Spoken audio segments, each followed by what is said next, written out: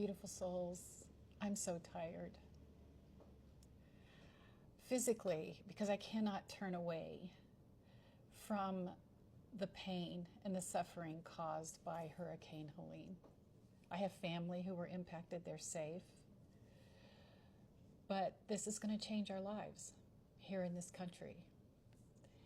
And then when I think about people like this who are capable of making comments and their association with Christian nationalism, and to think that this is the type of mindset that is predominantly part of this Americanized conservative evangelical Christianity, it terrifies me. But this weariness just will not let me be anything but just raw today. So you're going to get this unedited. I don't have time or willingness for jump cuts, so I'm sure TikTok's going to really like this video.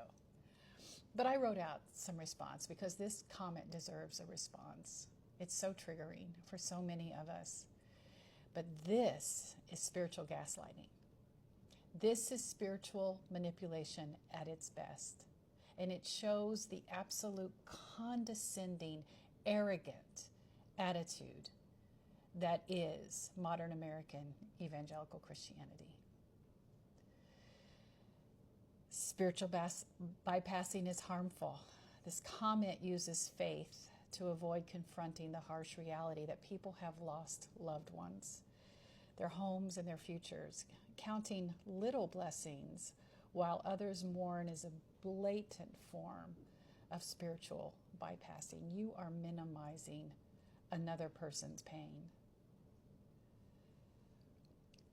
This is moral superiority cloaked in faith.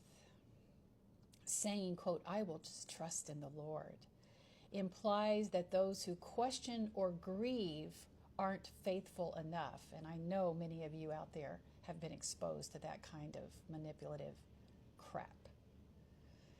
This is moral superiority. It's not faith, and it dismisses the humanity of those struggling in this crisis.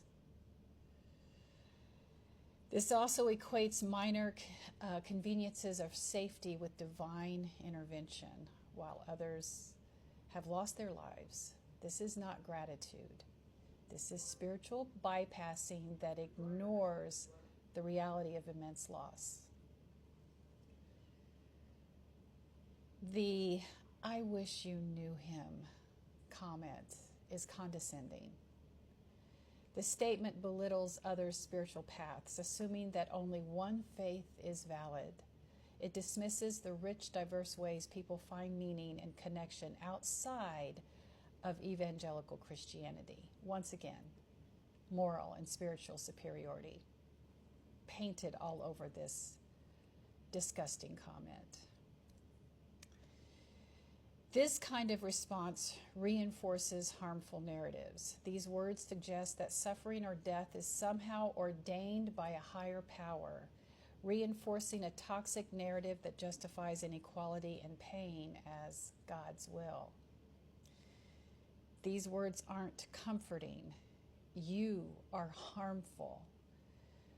For those deconstructing and for the victims of this tragedy, this message does more damage. It pushes the idea that blind faith justifies suffering instead of acknowledging real human pain. Disregarding pain is not faith.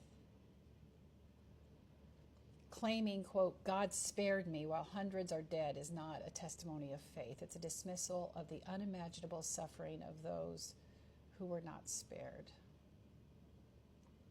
People right now deserve empathy, not judgment, and this type of comment judges those who suffered in this tragedy while propping up a self-serving faith that refuses to see beyond individual survival. I have nothing but candid words for you, and your disgusting and arrogant faith that still needs to try to prioritize your God over the suffering of others. You still have to show up as the moral compass which is actually just a toxic faith. That every day I am more and more grateful that I am no longer a part of it.